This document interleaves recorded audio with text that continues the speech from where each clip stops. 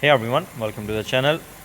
If you guys have followed my previous video on the Nissan Micra K12's power steering column or electric column fix replacement, I had promised a video to do that if I get it started and if I get it running. So this is the next update. It's not the best, but at least it's my next step in the process of fault finding, and it was actually my own fault. So I'm going to very quickly tell you what I have done so far. So first of all, admitting the mistake is the steering column that I had from the other donor Micra was had a different part name or part number.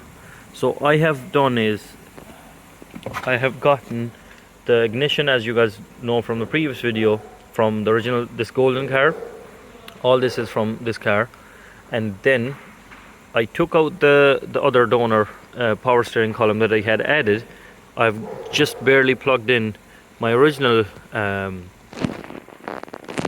module there of the steering column and the motor and stuff. As you can tell, I had everything ripped apart, so I've no way of sort of recovering it. Maybe I can, but at least the motor was bad in this one, so I'm still yet to find out a solution. I'm gonna do is I'm gonna find an exact column like this of the same part number and everything, and I think I'm gonna try and keep the battery plugged in and everything like that, as people have suggested, and try and replace it that way and see if everything comes back to normal.